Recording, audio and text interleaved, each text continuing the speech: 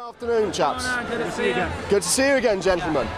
One thing I didn't get to ask earlier, one thing that really struck me about the movie is it feels very much like it's about loyalty. And I wondered whether that was a conscious decision or whether that was something that sort of came out of, well, the editing process or what have you.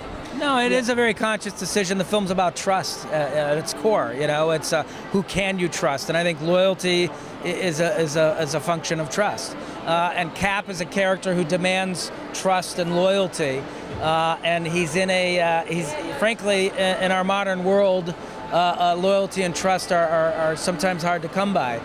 There's a lot of covert agendas at work in the film, and a lot of subversive agendas, and you know, he's trying to find an identity somewhere in the modern world. Yeah, I mean, it was a particularly attractive theme, trust, because on a personal level, this movie finally gets to look at Captain America very closely in the modern world. The Avengers, of course, told the story in the modern world, but because of the large ensemble, you can only get so specific with him. This movie, we're very specific, and we wanted to think about what does it mean for a guy who was born during one era, World War II, was frozen for 70 years, and then reemerges. What is it like for him to have no one left in his life from his old life? And so trust is a very, very complicated thing for him.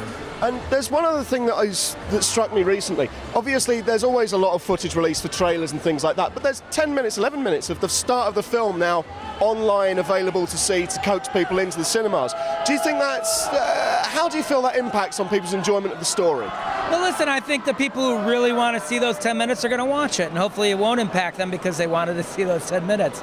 But I do think also it's a great way for people to understand what the tone of the movie is going in, and for fans or people who may have not been fans to actually look at the material and go, it's a spy film or it's an espionage film.